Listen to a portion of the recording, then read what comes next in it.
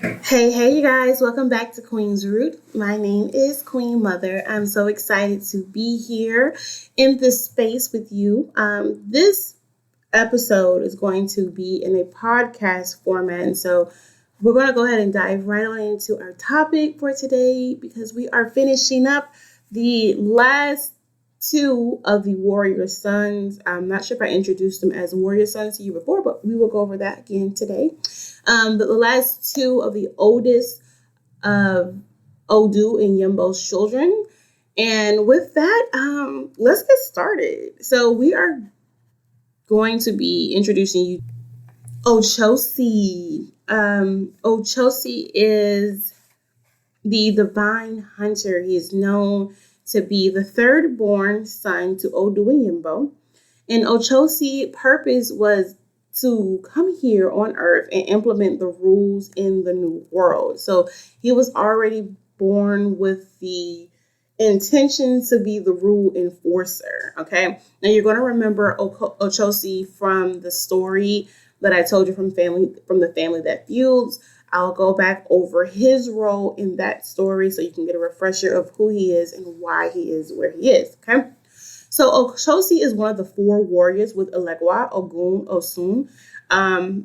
There is another son, but they don't count him as he's the oldest son. I forgot his name already, but they don't count him as one of the warriors. So Ochosi was born after Ogun. Okay.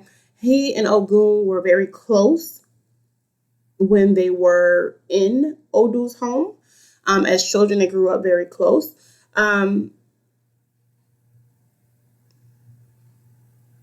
But because of the backlash of everything that happened with Ogun, Ochosi grew apart from Ogun. But we'll get back to that in a minute. So Odu looked to Nkosi to follow the rules in the house as well as on Earth. So when he came to Earth, his rules, that same role transferred with him as well. Okay. Okosi's name means all that is hidden on the left side. And he is also known as the spirit tracker.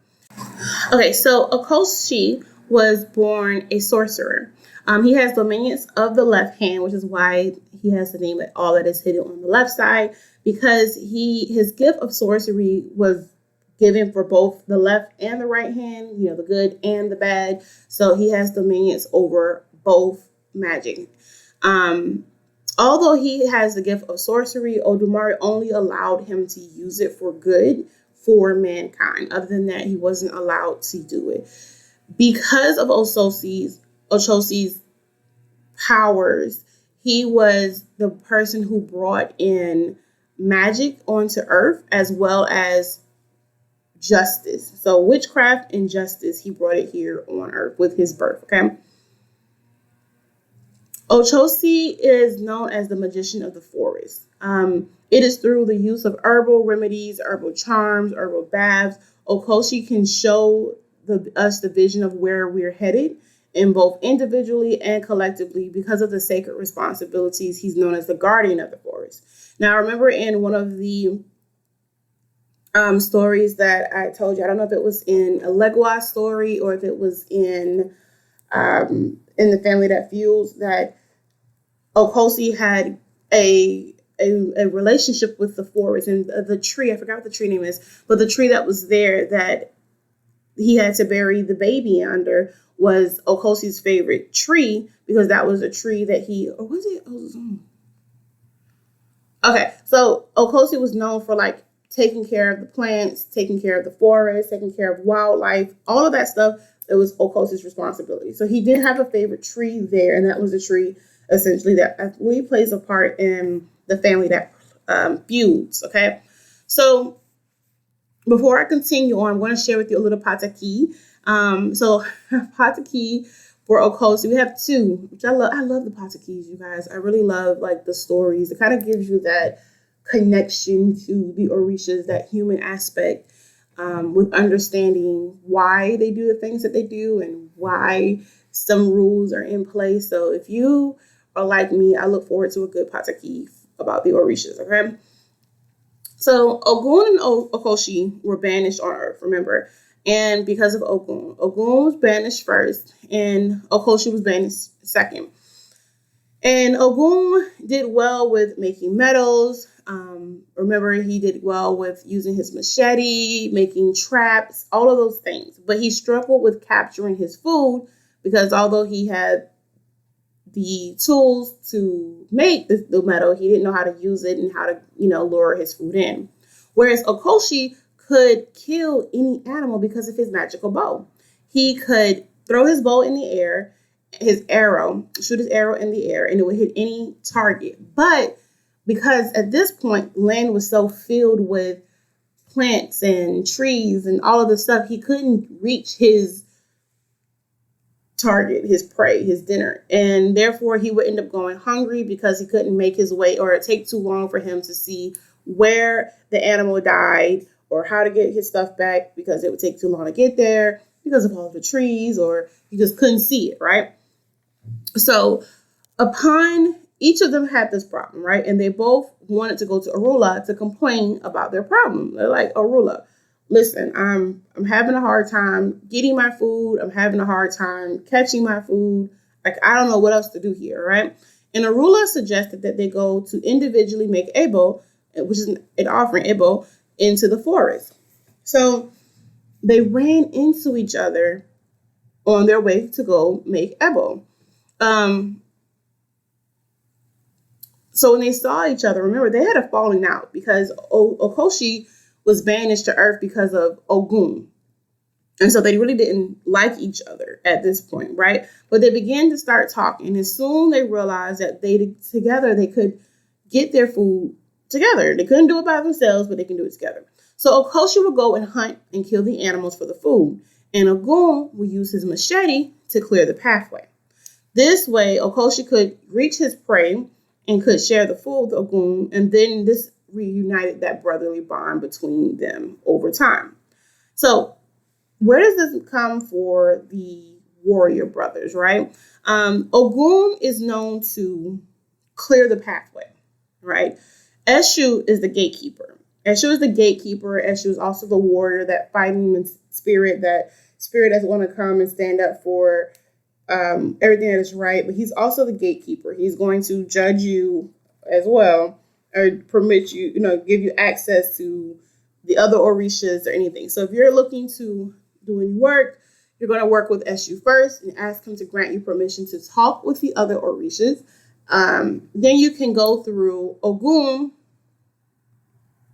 Then you can go through Okoshi as the spirit tracker and ask him to clear the way so you can reach your spiritual goals. So you can reach your, the spells that you want to create. You can find a way to get there. And then you're going to come in and ask, I'm so sorry, I messed up. You're going to come and ask Okoshi to show you the shortest way to get to the goals, to get to your spiritual path. Whatever it is that you want to do, Okoshi is going to show you how to get there. And then Ogun is going to clear away all of the obstacles that are preventing you from getting there so you can have a smooth transition into accomplishing your spiritual goal. I'm so sorry I messed that up, but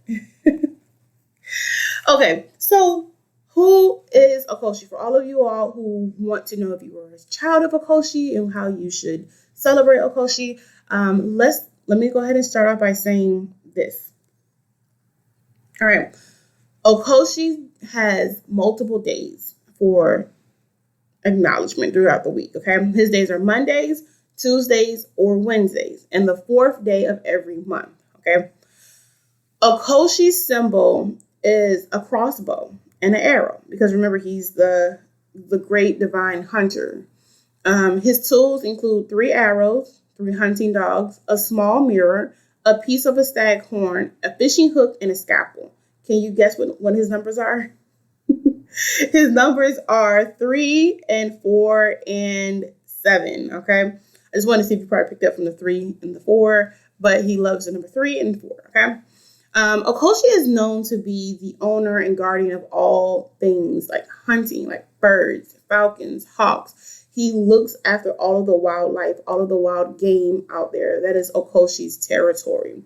If you're looking to honor Okoshi on his feast day is June 6th. So You would go to him.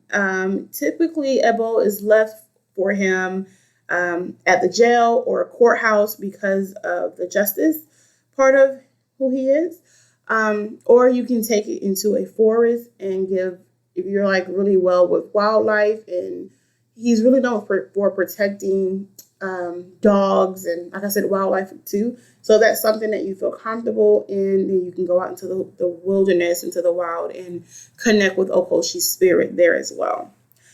The alekes for Okoshi is usually blue and yellow, and sometimes with green, coral, or amber beads.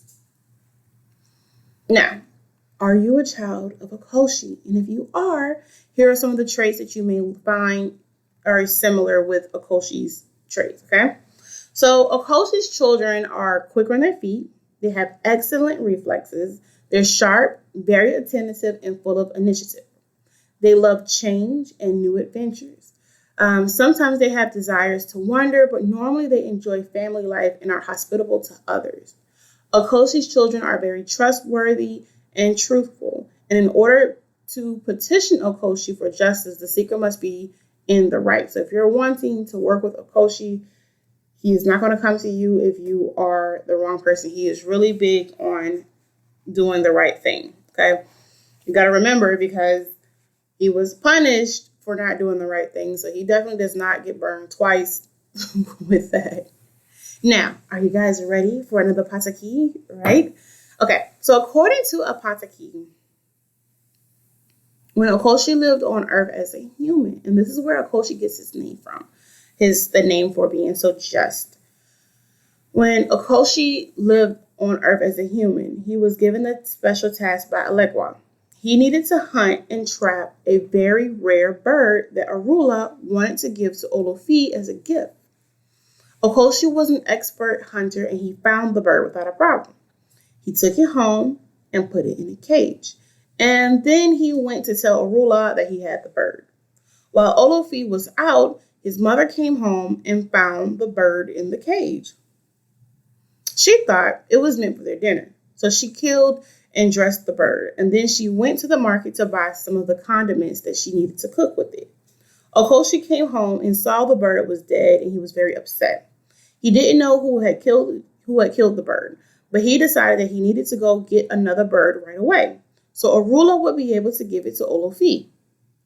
Okoshi hunted and trapped the second bird and gave it to Arula, and together they went to present the bird to Olofi. Olofi was so happy with the gift that he wanted to reward Okoshi, so he gave him a crown and made him an Orisha on the spot. He asked the Orisha if there was anything he wanted, and the hunter replied yes. He wanted to shoot an arrow into the air and have it pierce the heart of the person who killed the other bird. Olofi, who was all-knowing, understood what Okoshi's words meant, so he asked if Okoshi was sure that's what he wanted. And yes, said Okoshi, I want justice, and Olofi granted his wish. Okoshi released an arrow, and almost at once he heard his own mother cry out. The arrow had pierced her heart and killed her. Okoshi was terribly sad when he realized what he had done, but he also knew that justice had been done. And Olofi knew at that moment that Okoshi would not hesitate to punish any wrongdoings he came across, and made him the Orisha's job to hunt for the truth and measure out the justice in the world. Now, here's what I have a problem with this pataki, right?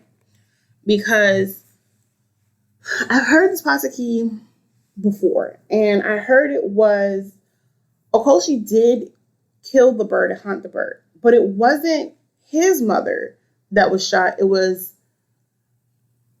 supposed to be the other way around, Olofi's mother who shot the bird, who made the request. But you know how these patakis go. Each region has a different version of the story, and how the story is told is going to vary, right? Now, you may ask, like, okay, if Yembo was his mom, how did he kill Yembo if Yembo wasn't on earth and Yembo was in the heavens? You know, how did his mom die? Because that's what I heard. I think when I first heard this pataki, his mom died. Not that he just heard it, he just heard his mom had died, and he was like really regretful of his choice. Anyway, Some people believe that Yembo is not, and Yemaja is not Okoshi's mom, but we know that she is. Some people believe that the warrior brothers, they all have the same father but different mothers. But from the family that fused, from making sense of the original stories that start from the beginning, we definitely know that those 4 sons are the children of Yembo and Odu. There were no other women here on Earth as of yet, right? All right. So that's what I have for Okoshi today. All right. And the reason I'm doing this together, because a lot of the Orishas after this, the stories start to get very short. And so the information gets short outside of the very prominent ones, but we'll be getting there too. Oh, and let me say this shout out, because today is Yemaja's feast day. So all of you daughters of Yemaja, I hope you're out there celebrating the Queen Mother and honoring her as best as possible in your home or in your ritual at some point throughout your day. So I probably should have started off with that. But all right, let's go ahead and jump into the next son, the 4th son. All right, so let's go ahead and dive into Osun. Okay, so Osun is known as the gatekeeper. Not the gatekeeper. He is the warning bell. Like, he's the how do I want to say this? The vigilant, like, watcher. Like, he's like your alarm if something goes wrong. The watcher of the home. Okay, so from the family that feuds, remember, Ogun and Ochosi were banished to Earth. Elegua was granted access to all of the dominions as well as Earth, and he was granted the head of the gatekeeper, as well as, granted the gift of being able to have any and everything that he wanted, that people would honor him first. Now, Osun, hopefully I don't keep tracking it up, but Osun was not so lucky, because he, in a sense, Ogun was supposed to be the elder and kind of watch over the household. Okoshi was supposed to make sure that Ogun was doing, everyone was following the rules and doing what they were supposed to. And Osun was supposed to let Ogun know what was going on in the house, kind of like the house tattletale, right? Like, he was supposed to alert, not Ogun, he was supposed to alert Odumari, he was supposed to alert Odu. What am I saying? He was supposed to alert Obatala of whatever was happening in the home, or if there was danger in the kingdom or any attacks or anything. He was supposed to be the one that kept the kingdom aware of everything that was going on. Okay, so Ozun is not considered one of the Orishas. He is not an Orisha. He will never claim anyone's head. You will not have any specific elekes for Ozun. Why? Because Ozun was punished to be the watcher of the heavens, right? He was punished to sit on top of the gateway or the gates or the door frames of the home and watch over everything that happens. Because of everything that happened with Ogun, Ozun was punished to stay in the heavens and to kind of be the house alarm of everything that goes on. Ozun represents the ancestral spirit that is genealogically related to the individuals and help to guide and warn everybody of harm, okay? So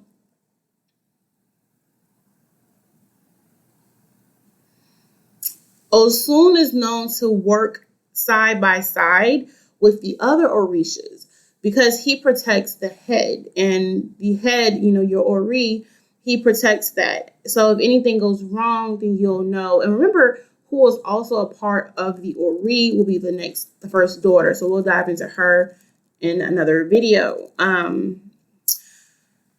Ozun's job is to be the messenger of Obatala and Olofi. He works alongside Arula or Arumala to kind of help when they're doing their divinations, to kind of let them know, does he sense any danger, or delivering the messages from one deity or one Orisha to the next Orisha for when they can't, get the messages in between each other, okay? Like I said, he does not have any elekes or his own set of cowrie shells because he works in companion with a lot of the other Orishas. He typically attaches onto their same offerings, okay? He does not, you will never see him possess anyone in a trance. Like you will see with some of the other Orishas, you will never really sense his presence outside of this very one particular sign that I want to go over in just a few seconds. But if he has anything to say, he will speak through Elegua. And so if you're using Elegua shells or if you're working through Elegua, there's a possibility if you get messages of danger that is coming, if you get messages of, forewarning you of some things that's going to happen or getting messages about certain things that are, being said about you or even good things, he's going to be the one to kind of tell you where it's coming from, okay?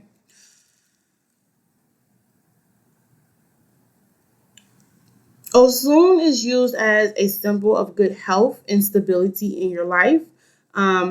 Because he never sleeps, it is his job to always watch over the kingdom and the earth. So he is never asleep, but he's like always watching because he has to be alert to let you know when there is danger. So what does Osun looks like, right? Osun is made to be this metal, like a rooster, almost a rooster. He has these talons on that hangs from like these weights that hangs on the side of the thing. It's like a rooster on top, right? And then there is like a cup. Imagine like a cup, like a wine glass, and it has a rooster on top, and he has bells, or wind chimes on the side to warn you if to like if danger is coming. Okay, so we do know a rooster is very loud. A rooster is always up at the crack of dawn. We know a rooster is very I don't know if they alarm you of danger, but a rooster is the one that when we hear it, we know like, okay, that's the sound of an alarm. And then you also have the bells that are incorporated. It's very metallic, so silver.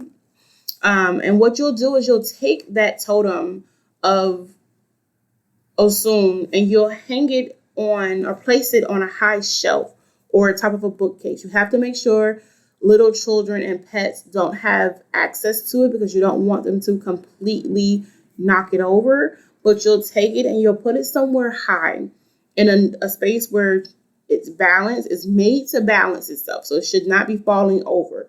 Because if it tips over and if it falls without anyone touching him, then that's your sign to know that danger is coming. That is your sign to start praying. If you are in a house, then you'll go to your godmother or godfather. That is your sign to start doing some work to kind of put up a protection barrier because some news is going to be coming in fairly quickly of something that is wrong. Okay. Osun does not have any specific colors because he works with all of the Orishas. He uses all of their colors to represent who he is. Okay. He does love these 4 particular colors that are used in initiation for him are red, yellow, blue, and white. His feast day will be June 24th, although not many people, if they get they don't get elected for Osun, but if they get initiated and Osun comes up, they'll be placed under another specific Orisha, and typically it will be through Elegua as well. But remember, Elegua also is not an Orisha who is known to claim heads, so it will be placed under a different Orisha. So you'll get Elekes, but you'll also know that you're tied to working strongly with Osun, okay? Osun's day of the week is generally thought to be on a Thursdays, and his numbers are 8, 16, and 24, okay? So keep in mind that Osun does not protect you against like illnesses. He's not a protector. He is just a warning bell, okay? He does not, if there's going to be like someone that passes or a hurricane that is coming or something that needs like immediate danger, Osun is going to let you know, hey, something has happened, but he's not going to protect you from it happening. So you're not going to pray to Osun for protection. You're going to just thank him whenever he does give you a message of or a heeding of a warning. Just thank him and move on. If you're looking to give Osun an offering, he accepts whatever the other warriors, his brothers, accept. So if you want to give him an offering from Elegua, Ogun, or Ochosi, then you can give him one of their offerings because he's going to take whatever they take. It's kind of like I am my brother's keeper. Remember, he was punished this way because he didn't speak up about what was going on. And so he's also not allowed to talk to us.